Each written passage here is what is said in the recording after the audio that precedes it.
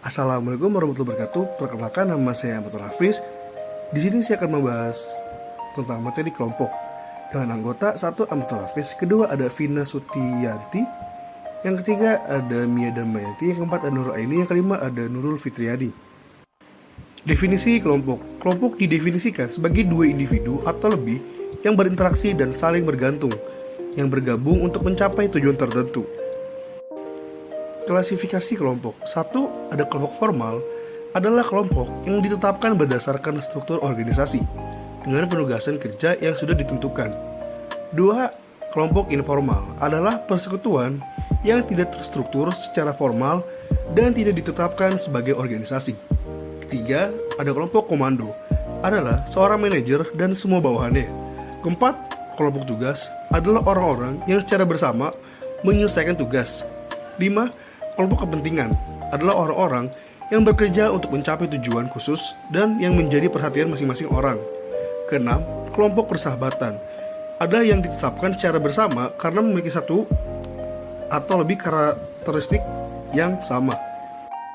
Selanjutnya ada tahap-tahap pengembangan kelompok. 1. Model 5 tahap.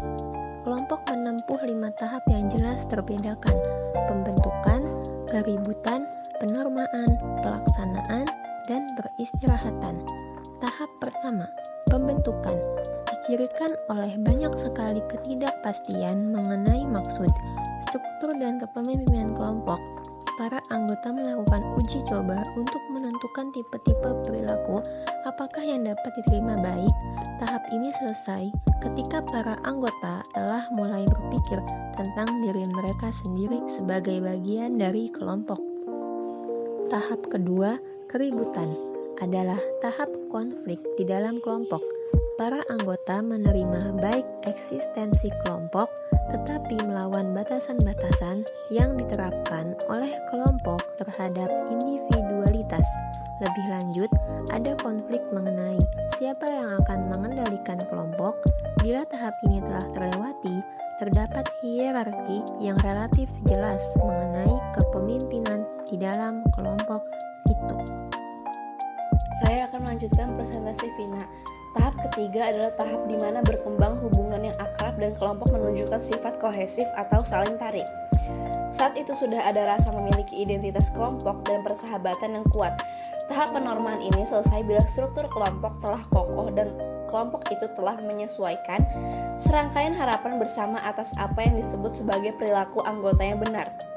Tahap keempat adalah tahap pelaksanaan. Pada titik ini, struktur telah sepenuhnya berfungsi dan diterima baik. Energi kelompok telah bergeser dari mencoba mengerti dan memahami satu sama lain menjadi pelaksanaan tugas yang ada di depan mata. Yang kedua, model alternatif untuk kelompok temporer dengan tenggat. Kelompok-kelompok temporer yang dibatasi tenggat waktu tampaknya tidak mengikuti model sebelumnya. Studi-studi menunjukkan bahwa kelompok itu memiliki urutan tindakan atau bukti tindakan mereka sendiri yang unik. Yang pertama, pertemuan pertama menentukan arah kelompok. Yang kedua, fase pertama kegiatan kelompok adalah fase inersia atau lemas tanpa energi. Yang ketiga, terjadi peralihan pada akhir fase pertama yang terjadi tepat ketika kelompok itu telah menghabiskan separuh waktu dari waktu yang telah disediakan. Yang keempat, transisi mengawali perubahan-perubahan besar. Yang kelima, fase inersia kedua mengikuti masa transisi. Yang keenam, pertemuan terakhir kelompok dicirikan oleh kegiatan yang sangat terpacu. Sumber daya anggota kelompok. Sebagian besar potensi tingkat kinerja kelompok bergantung pada sumber daya yang dibawa masing-masing anggota ke kelompok.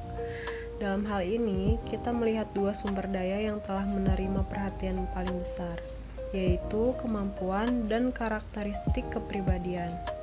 1. Pengetahuan, keterampilan, dan kemampuan. Sebagian kinerja kelompok dapat diperkirakan dengan menilai pengetahuan, keterampilan, dan kemampuan masing-masing anggota. 2. Karakteristik kepribadian. Ada banyak sekali riset tentang hubungan antara ciri kepribadian dan sikap beserta perilaku kelompok. Struktur kelompok. Kelompok kerja bukanlah gerombolan yang tidak terorganisasi. Mereka mempunyai struktur yang membentuk perilaku anggotanya dan memungkinkan untuk menjelaskan dan meramalkan sebagian besar perilaku individu di dalam kelompok maupun kinerja kelompok itu sendiri. 1. Kepemimpinan formal. Orang ini umumnya mempunyai jabatan seperti misalnya manajer unit, manajer bagian, penyela, mandor, pemimpinan proyek, kepala satuan tugas, ataupun komite. Pemimpin ini dapat memainkan peranan penting dalam keberhasilan kelompok. 2. Peran. Peran adalah seperangkat pola perilaku yang diharapkan dari seseorang yang menduduki posisi tertentu dalam unit sosial tertentu. Yang ketiga ada norma. Semua kelompok telah menegakkan norma, yaitu standar perilaku yang dapat diterima yang digunakan bersama oleh anggota kelompok. Norma ini memberitahu para anggota apa yang seharusnya dan apa yang tidak seharusnya dilakukan pada situasi dan kondisi tertentu. 4. Status, yaitu posisi atau peringkat yang ditentukan secara sosial yang diberikan ke kelompok atau anggota kelompok oleh orang lain. Status dan norma telah ditunjukkan bahwa status mempunyai beberapa pengaruh yang menarik terhadap kekuatan norma dan tekanan untuk penyesuaian. 5. Ukuran. Apakah ukuran kelompok mempengaruhi perilaku keseluruhan kelompok itu? Jawabannya atas pertanyaan itu adalah iya. Definitif. Tetapi efeknya bergantung pada variabel, bergantung mana yang Anda perhatikan. 6. Komposisi. Kebanyakan kegiatan kelompok menuntut aneka ragam keterampilan dan pengetahuan. 7. Kepanduan. Kelompok-kelompok itu berbeda menurut kepanduan kohesiveness mereka, yakni sejauh mana para anggota tertarik satu sama lain dan termotivasi untuk tetap di dalam kelompok. Pengambilan keputusan kelompok. Yang pertama, kekuatan lawan individu. Kekuatan pengambilan keputusan kelompok menghasilkan informasi dan pengetahuan yang lebih lengkap dengan menyatukan berbagai sumber daya dari beberapa individu. Kita membawa lebih banyak masukan ke dalam proses keputusan. Kelemahan pengambilan keputusan kelompok. Pengambilan keputusan kelompok menghabiskan waktu, khususnya membutuhkan waktu lebih banyak untuk mencapai pemecahan dibanding dalam kasus di mana keputusan diambil oleh seorang saja. Efektivitas dan efisiensi. Menurut kriteria ketepatan, keputusan kelompok cenderung lebih tepat, tetapi jika efektivitas keputusan didefinisikan menurut kecepatan, individu lebih unggul. Jika kreativitas kelompok cenderung lebih efektif daripada individu. Yang kedua, pemikiran kelompok dan pergeseran kelompok. Pikiran kelompok dikaitkan dengan norma-norma. Fenomena ini menggambarkan situasi di mana tekanan kelompok untuk kesesuaian menghalangi kelompok untuk menghargai secara kritis pandangan-pandangan yang tak biasa, minoritas atau tak populer.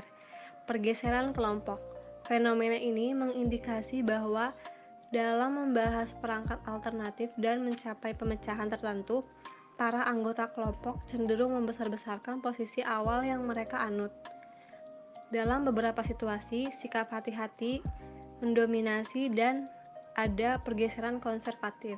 Terima kasih.